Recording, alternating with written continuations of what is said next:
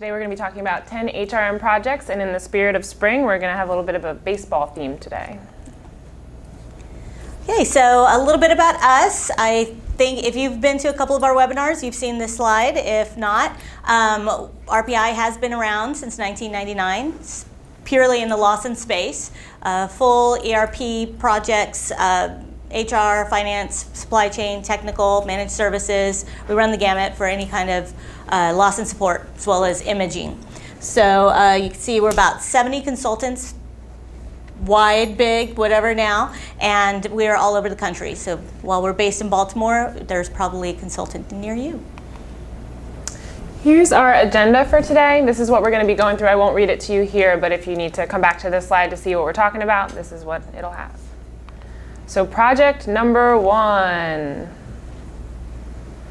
So we've got the training module. So what we're going to go through is just top 10 projects, like Keith was saying, you can do now. If you've just upgraded to version 10, we had a session on that earlier. These are some of the things that you can do right now to kind of stabilize or clean up your system, or utilize functionality that maybe you never got around to in your prior implementation. And while this is not geared toward global HR, some of these projects, and we'll let you know which ones, will benefit you in the implementation process when you're ready to move to version 11. So the first one will not benefit you. It is a training module. There is a specific module in talent management that works with training and development. So this is specifically for S3.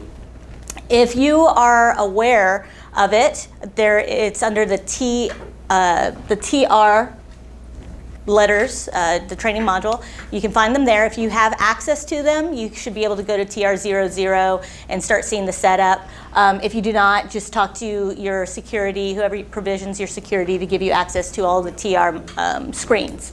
So what you can do here is set up any training courses that you offer either in-house face-to-face, or say you do use a learning management system. You can interface those courses into this training module, so you're able to build a complete record around your employees, all in Lawson, in HR. So you don't have to go to multiple areas to try and find what your employees have on their training account. You can also open this up in employee self-service for them to sign up for courses, and in manager self-service for managers to view what courses their employees have taken. And pretty much everything on this screen that you can see here, well, we just have course and proficiency here, and these are user-defined fields. So if you want to define the course, you can go in here and specify exactly what it is, as well as the proficiency, how they completed the course, what their score was. Mm-hmm. Project number 2, employee data tracking. So a lot of these PA teens and PA low 20 screens are all set up for employee data tracking. I know a lot of clients who use some of these. I don't think I know any clients who use all of these, but they're all out here. So if you do want to track this information, or if you're already tracking it offline, we recommend that you go ahead and put it in S3. So it's like Melissa said, it's all in the same system. It's all tied to that one single employee number. You can drill around, do reporting off of anywhere in the system. Run through these real quick. PA15 is the medical screen, so you can put up any medical history or restrictions there on that screen. The 15.2 is your work restriction, so if you can't lift over a certain weight, or if you want to specify maybe time restrictions, you can put that on that screen. PA16 is great. That's the screenshot we have up here for company property. I actually just had someone reach out to me last week and ask if there was a screen like this in the system, and I was so excited to say, yes, there is. It's the PA16. So just like the last screen that we saw, you can define the property here and then attach it to the employee at the top. So we have helmet, bat, glove, and the date it was issued, and then the expected return, as well as the actual return date. And I want to pop in right here. So to support getting things back when you terminate your employees, you can attach either notifications or some sort of flow that triggers off the termination that looks here to see if the employee has a laptop, if they have a badge, what other property they need to return by their last day. So it's a little tip that you can automate your termination process. Next one here is the PA17. That's auto information. So if they're using a company car, you can track that information here. PA18, travel information, if they have travel preferences or restrictions. PA19 is your prior work history, and then the last three, the low 20s here, these are the ones that I see used most often. The education, you can track the degree and the specialization as well as the education institution that an employee attended. And you can track their score, their completion date, if it was company sponsored. And then competencies, this is like your your company defined KSAs, exactly, that you can go ahead and attach those to the employee on the PA21. And your credentials, same thing, but more like something that was actually issued to an employee and it expires, so they have to renew it. Your BLS, your any kind of certification, you can tie that on the PA22 screen. Did you have something to add? Well, those last three are good ones to utilize for your global HR system. So shameless plug for Jackie tomorrow at 10:30. She's going to be talking. She and Matt Slazak will be talking about qualifications. So what are competencies? What are qualifications, and how can you use them to better track your employees and manage your talent pool? So. And these are the kinds of things that we see are tracked offline a lot, or maybe you don't think you have credentials defined or competencies defined somewhere. You probably do have them somewhere. They're probably offline. Job description. Yep, and you'd have to dig through those to find them, but you are going to really, if you do go to GHR, when you do go to GHR, you're going to need those and you're going to use them pretty heavily. So this would be one of the things we kind of recommend you start digging into in preparation for global HR. Number 3. So your health and safety screens, there's not a lot that you can track, but you can start tracking if you don't have a system externally, like an occupational health system or a risk management type of system. You can track your incidents on PA90 here. You're able to set, again, what type of incident it is, if it's a risk, if it's a safety issue, or if it is a flu shot for health management. They all go on the same screen. Global HR, everything's kind of broken out, and there's a lot more that you're able to track on it. But this is nice if you're using spreadsheets or you're using some other sort of paper form or online form that you have your employees fill out for incidents. You can start, again, with automation, maybe opening a piece of it up to employee self-service for some oversight, and then, or at least track things in the back end. So it can also work with your FMLA if there's any kind of workers' comp issues that you have to send people out on leave for, and you need to track using this along with your absence management. You can have an FMLA type of solution for workers' comp issues. And we only have the first tab showing here, but there are 5 additional tabs, and there's a ton of fields on each tab, so there's a lot of information that you can track here. Follow up on. Yep, exactly. And some buttons below, follow-up, cost, comments, a lot of information that can be stored here.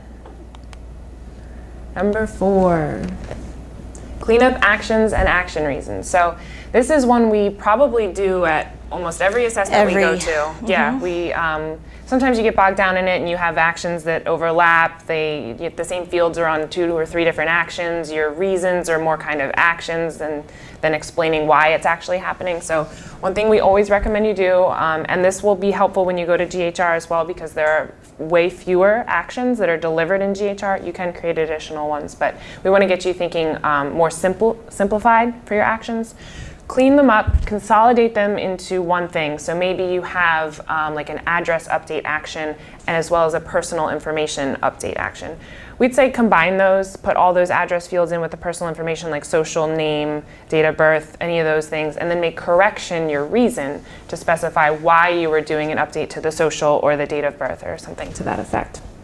So here it says consolidate similar actions. So again, anywhere where you see fields overlapping, go ahead and consolidate them, maybe user fields. And also, if you've got multiple affiliates or you've brought in some other types of business and everybody has their own name for an action, so there might be 3 different transfer actions, but they're called different things because of different lines of business, definitely standardize and consolidate into one. We see that happen quite a lot. Yeah.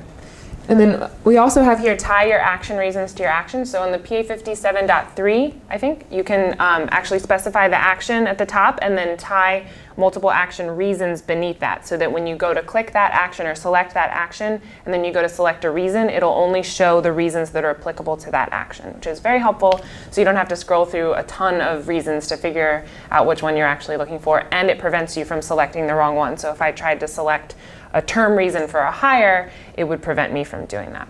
And that's really, really nice for your reporting.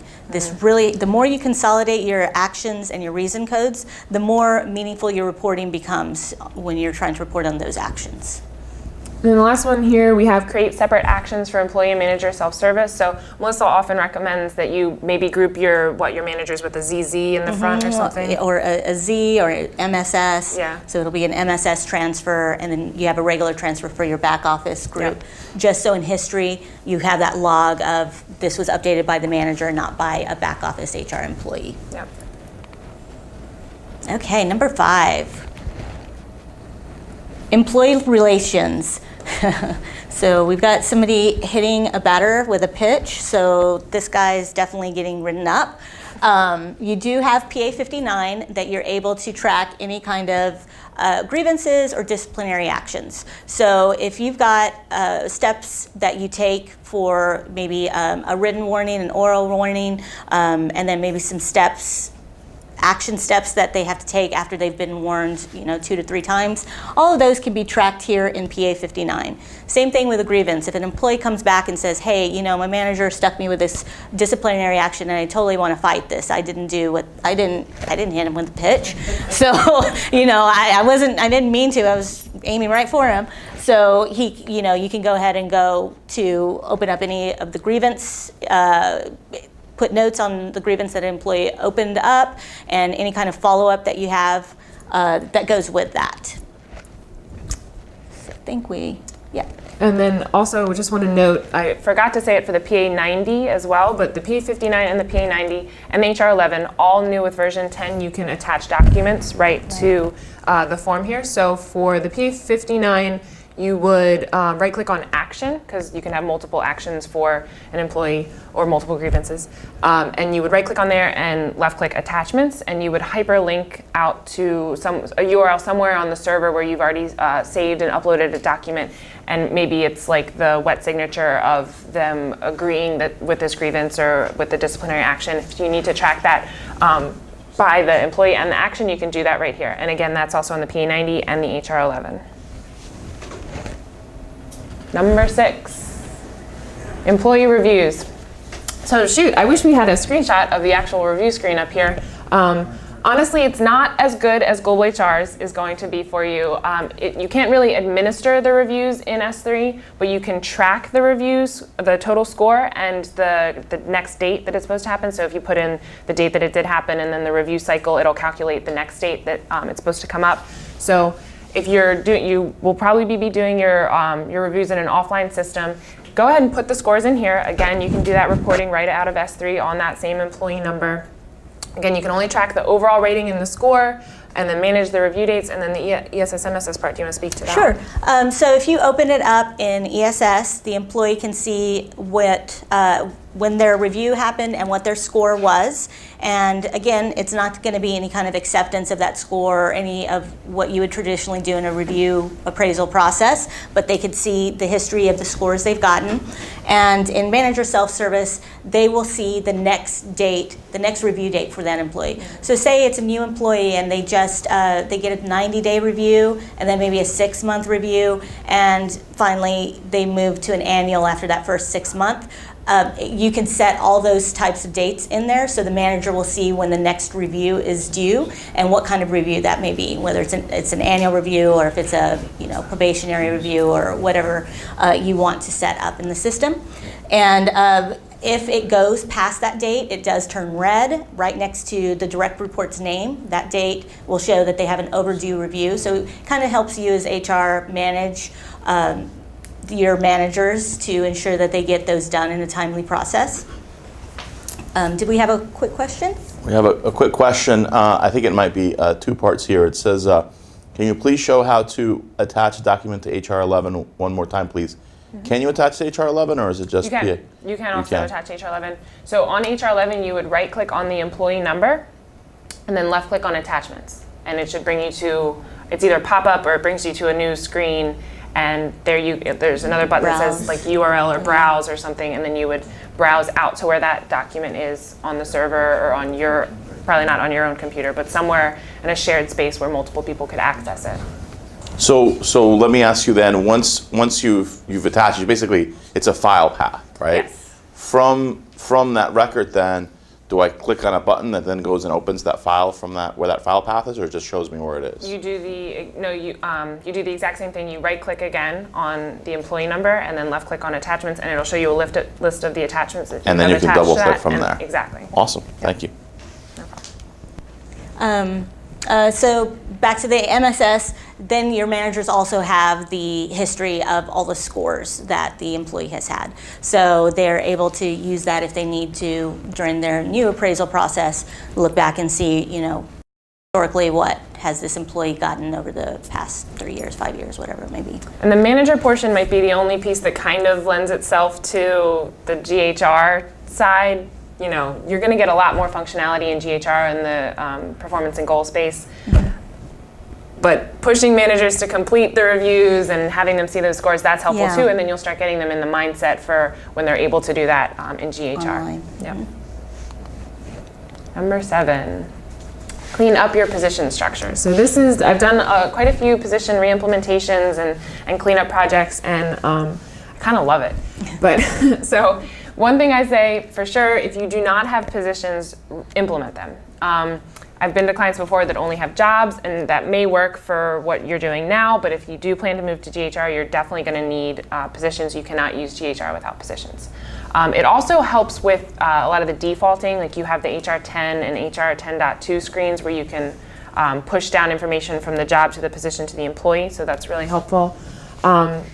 But when you either implement positions or do a cleanup on your positions, you need to really determine the rules around what makes a position a position. So your relationship between your jobs and your positions should really be a one-to-many. So one job nurse, 4 positions, ER nurse, OR nurse, Neonatal. Exact, thank you, clinical. Yeah. So break those rules out, specify maybe your rules around a position are exempt, non-exempt, per diem, by location, by department for sure. Make sure you have that definition, and then you can start taking those position attributes and grouping those positions into what would be then one position, so that you really only have one position. You can bucket those FTEs, update your PA 70 to really reflect that you have 10 available spots for one position rather than 10 separate positions. Eliminate any duplicates, so you might, maybe you used to have a position by location and now it doesn't, you're not really gonna default that location down to the PAO2 record or to the employee record. So you can consolidate those at that point. If location is no longer something that makes the position unique, move those down into the same position, and that way you have less cleanup each time you do a position or hire someone into a position or try to default information. Also determine if your positions and supervisors should be one-to-one. This is something we'll touch on a little bit later when we touch on supervisors too, but if you do have that one-to-one relationship, so if Melissa is the only supervisor that should be in that supervisor code, she should probably have her own unique position to allow for some defaulting to link it to her supervisor code, and we'll get into that a little bit later. It'll be a little bit more clear with a screenshot. And then definitely inactivate any jobs or positions that are obsolete. You don't want those showing up in select lists anymore. Don't delete, you need that history, but inactivate those. And then you can also do an EEO classification audit on all of your jobs. Just make sure that information is clean and clear and looks correct. Sometimes over time it gets a little messed up and a little old and out of sync. So along with the position cleanup, this kind of goes back to the KSAs and competencies we were talking about before. This is an example of an offline job description that we just had, and you can take out all of this information on the job description. Again, it's a lot of work to manually do this, but it's something you'll probably have to do when you move to GHR if you want to utilize all of those different knowledge, skills, experience fields. You can take something like this right now and you can break out all of the information that you have on that Word document and create working conditions. You can create skills, competencies, education requirements, and you can start tracking that on the PAO 8 is where you track the credentials and qualifications that are required for a job or position. And then the PAO 8.2 has the working conditions, O3 has the physical requirements. So, I'm sorry, PAO 8.3 and .2. So you can break all that out and start tracking that online in S3 so that really when you're moving to the next system or if you need to do any reporting now, you just query it and it's already in the system. It's already tied to that job. It's already tied to that employee via their position. So you have that information readily available. There is a screen called Job Descriptions. We do not recommend you try and do some pre-work and fill that out. It's really clunky. It has the function code where you have to add and you only have like Each 60 line. characters each line. So if Yeah. you're trying to break that out, it looks bad, it's time consuming, and then it doesn't transition over to your global HR system. That you have a free form that you're able to copy and paste your job description straight in. So we do recommend that you hold off on the actual job descriptions from getting those into your system. And last piece here, this is just a screenshot of the PAO 8 where you can tie, these are certifications that I have tied here to this nurse position. So this just shows you how you would use the PAO 8. Okay, number 8. Position classes. So position classes is something I don't really see a lot of organizations using, but they should. It's a great tool that you can use for your reporting. So you can group positions for either inquiring, for reporting on them, if you need to get totals and head count. Instead of trying to dump all your positions out and sort them by process level or whatever you may need, you create a position class for all the positions in a process level, and you attach that position class onto each of those positions. You can create, management position classes, so you can report on all of your managers, because they may not all have a title that reflects a management type of position. So you would go into PA01.1 to define those classes, and then you can also use PA01.3 to get your head counts for each of the classes you've created. So it's a nice, easy way to report on all of your positions pretty easily. And I also want to mention that the position class, unlike job class, you can actually have a many-to-many relationship. So you don't have to have one position in one position class. You can have one position in multiple position classes and vice versa. Yeah. So this is really, really great for reporting. Number 9. Clean up your supervisor structure and link it if you think you should. So here's a screenshot example of a supervisor query I did, replaced it with RPI names in here. But what I think is wrong with this screenshot is that there's multiple kind of duplicate descriptions of supervisors here with the same person in each one of them. Clean those up. Find out what their position title is, make a supervisor code that's similar to that, put them in that one code, and then attach all of the direct report positions to that supervisor code. So it's really, you don't have to go in to each one of these HR07 codes and take Dan out of there once he terms or gets promoted. And then if you do have a one-to-one relationship between your jobs and positions, you can use the link to supervisor field, which is actually right here. So this is the position screen on your structure tab. Link to supervisor, you can put in, sorry, these are football terms, I know. You can put in the link to supervisor right there, and it's going to move someone into or out of that HR07 code once they're hired into or termed or transferred out of that code. So quick, go ahead. Yeah, so that one's a very confusing term to a lot of people because they think this is where I link this position to the supervisor of this position. But that is where the direct supervisor field comes in. The link to supervisor is the one field that says this is a supervisory position. Yep. So if you want to report on all your supervisory positions, you can use that field to report on. But you want to match your position to the HR07 supervisor code that position belongs in, right in that link to. So I just wanted to explain that field a little bit more. It does automatically move people into and out of that HR07. So it's a quick something that prevents you from having to do manual work. Another little tip with IPA is you can maintain your supervisory structure using IPA. If a person who is a supervisor is terminated, you can create a flow that will go out to HRO7, remove that person's employee ID out of there, and you can determine what you want to do in the midterm. If you want the next level supervisor to go in, it will replace that ID with that person, or it will leave it blank until you hire somebody. Then you create a flow for a hire that goes out there, checks if it's a supervisory position. If it is, it puts that employee ID into the HRO7 for that link to supervisor. So that we recommend using IPA for as much automation, and you not having to worry about keeping up that HRO7 structure and maintain it, audit it, all of those things that are very, very time consuming. Number 10. So last thing we want to talk about is rolling out ESSNMSS. It's been around for a really long time, and there are still organizations that haven't taken the time to roll it out. This is a huge return for your HR department, getting people trained up on utilizing it to find out information about, their benefits. You can put all of your benefits guides and policy manuals out there. You can drive them to change their address on there. You can drive them to update their W-2 or W-4 and their direct deposit information. And all these time-consuming things that they have to email or call HR to do, and HR is manually keying those things in. And same thing with manager self-service.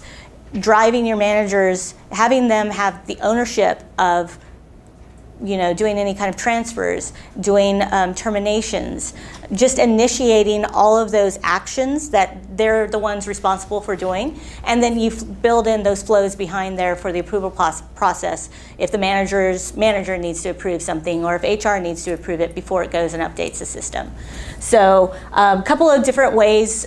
You don't have to do a big bang and do everything at once. You can do everything view only, remove the options to update anything, so that way your people get used to navigating around, and then you can slowly start opening up functionality. You can do it by process level. So your IT, finance, and HR departments are pretty used to Lawson. They're pretty used to working behind a computer, and they can be your pilot group to give you feedback and help you understand what kind of training you need to develop to roll it out to the rest of your organization. Or by physical location. So maybe it is a corporate building, or maybe it is a certain hospital or a certain school district. You can roll it out to them, again, and have your little pilot so you can understand what kind of questions and what kind of support you'll be getting when you roll it out to the greater group. And same thing for manager self-service. Don't let them do any kind of actions yet, but let them see information on their direct reports. It'll save you time from having to answer questions from them, and it gives them, again, that ownership over their own employees. And then you can also roll it out by, small groups of managers, not all at once. In version 10, there is some new functionality. If you do have ESS, you are able to print your annual remaining management balance on their checks. So if they still have 100 hours before the end of the year, that can be printed on the check, as opposed to just they've taken 60 hours this year.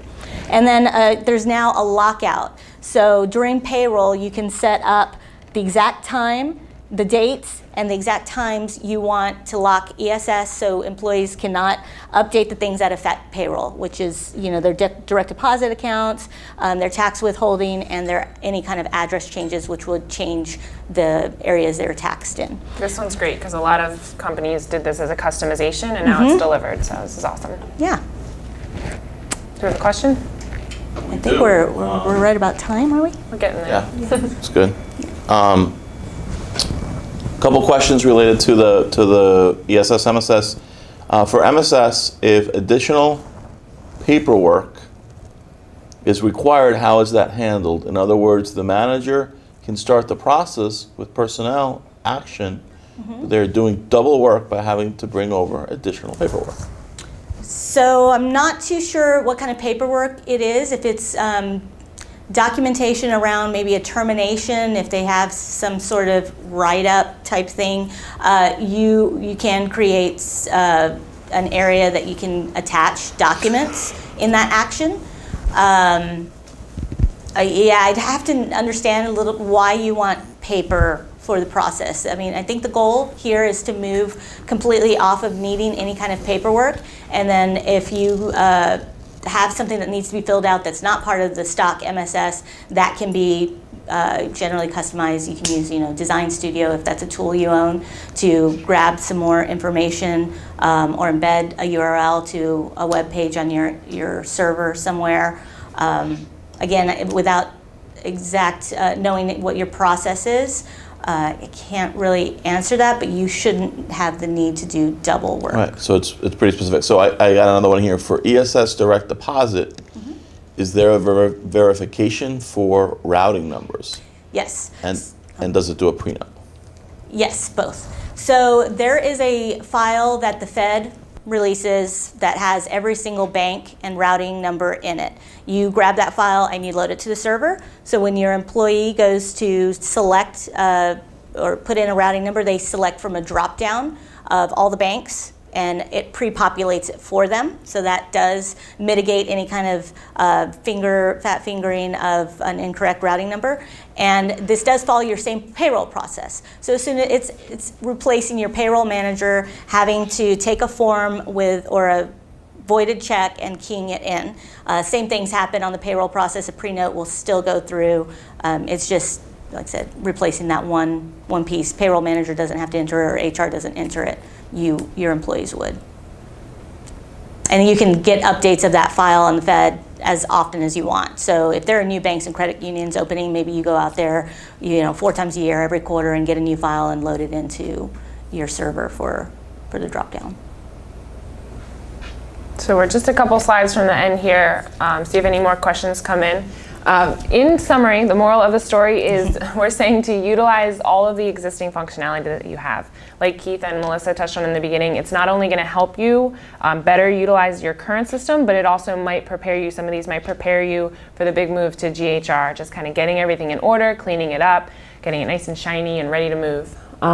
So familiarize yourself with all the standard delivered reporting. There's a lot of canned Lawson reports, the 200 series, some of the 100 series, most of those are updates though, that are delivered, and they're great reports that sometimes we see people asking for customized reports. That this canned report does the exact same thing. So if you can, go get a list of all those delivered reports and check those out.